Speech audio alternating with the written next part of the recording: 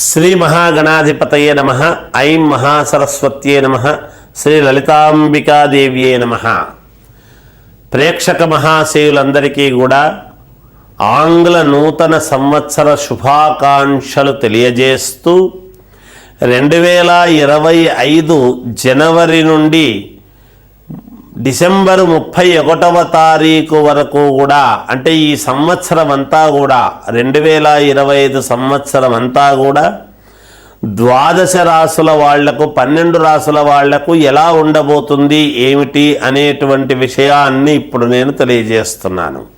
అయితే ఉగాది పండుగ నుండి కదా మనము తెలుసుకోవాల్సింది. ముందే ఎందుకు చెబుతున్నారు అనేటువంటి ఆలోచన అందరికీ రావచ్చు, సహజమే. అయితే మనకు క్యాలెండర్ వాడుతున్నాము కదా, అది కూడా మనకు ప్రామాణికముగా ఒకటి తీసుకుంటున్నాము కదా. జనవరి అనేటప్పటికీ కొత్త సంవత్సరము, సంక్రాంతి పండుగ తర్వాత ఎలా ఉంటుంది ఏమిటి, ఇవన్నీ కూడా ఉండబోతున్నాయి.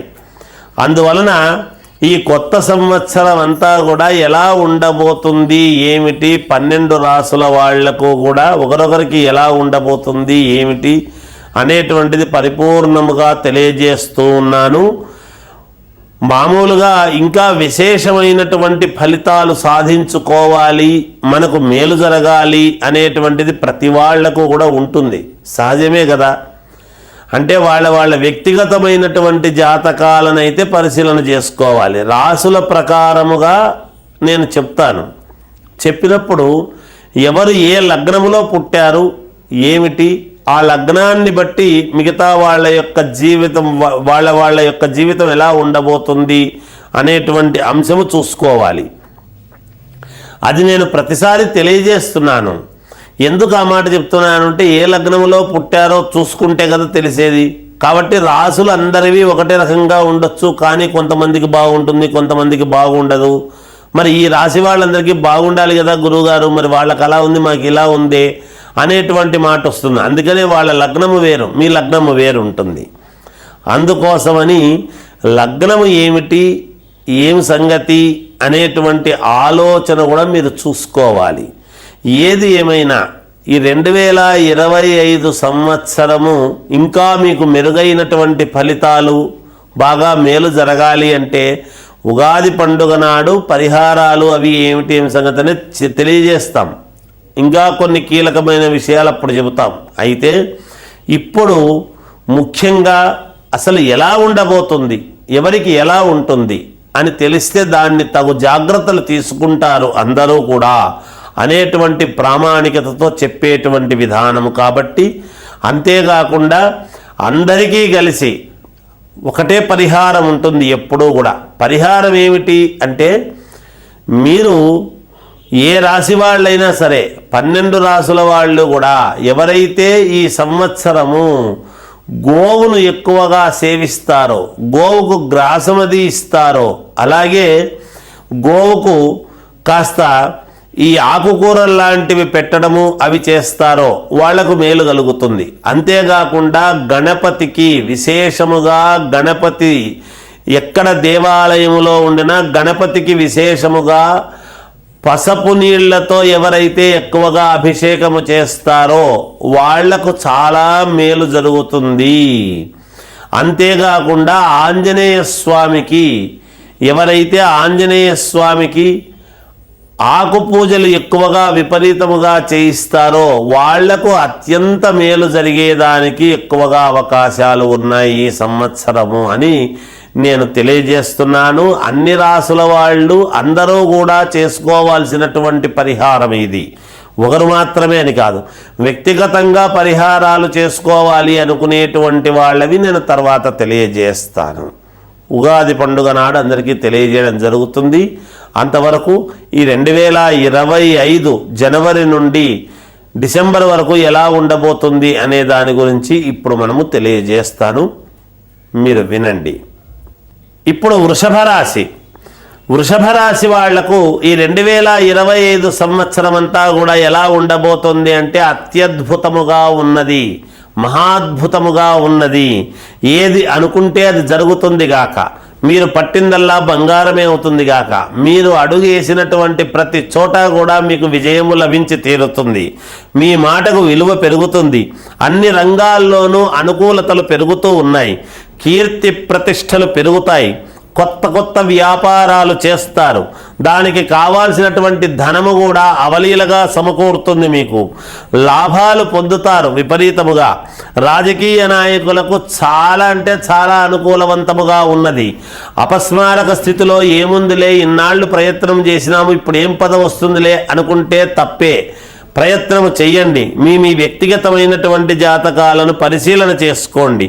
చేతి వృత్తులు, చిన్న వ్యాపారస్తులు, చేతి వృత్తులు అంటే మామూలుగా బుట్టలటము, తర్వాత ఈ చెక్క బొమ్మలు తయారు చేసేటువంటి వాళ్ళు కానీ, తడకలు అల్లుకునేటువంటి వాళ్ళు కానీ, చేనేత వస్త్రాలు చేసేటువంటి వాళ్ళు కానీ, ఈ చేతి వృత్తులు చేసుకునేటువంటి వాళ్లకు ప్రభుత్వాలు గుర్తించి కొంత మేలు చేసేటువంటి అవకాశము ఉన్నది.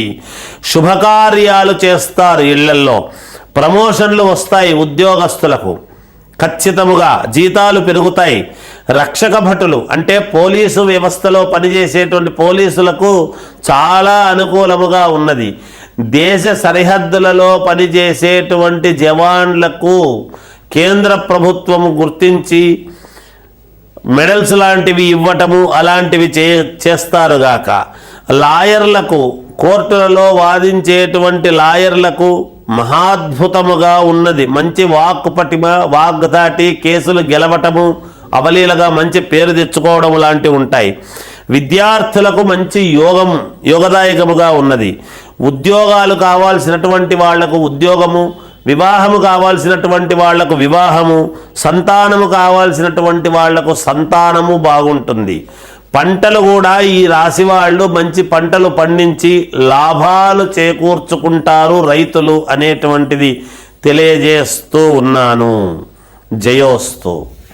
మా జీవితము వేరు అని చెప్పుకోవడానికి ఒక మైలురాయిలాగా నిలబడబోతున్నది మిథున రాశి వాళ్లకు. ఇది ఏది ముట్టుకున్నా, ఏ కార్యక్రమము చేసినా జయం, కార్యజయం, ధనాదాయము, ధనము ఆదాయము విపరీతముగా వస్తుంది. బుద్ధి కుశలత, మీకు సరైనటువంటి సమయానికి బుద్ధి పనిచేయడం, విపరీత రాజయోగం అంటున్నాడు జాతకంలో. చూడండి, ఈ రాశి వాళ్లకు ఉన్నట్టుండి రాజయోగం పట్టడము అంటే అద్భుతముగా కలిసి రావటం లాంటివి ఉంటాయి. అలాగే ఉద్యోగస్తులకు చాలా అనుకూలముగా ఉన్నది. ప్రమోషన్లు రావటం, మీకు నచ్చిన చోటికి వెళ్ళటము, తర్వాత జీతాలు పెరగటము, ఇవన్నీ కూడా ఉంటాయి. వ్యాపారస్తులకు ధన ఆదాయము ఎక్కువగా వస్తుంది ఈ సంవత్సరం. అది ఏ వ్యాపారమైనా సరే, ఎటువంటి వ్యాపారమైనా సరే.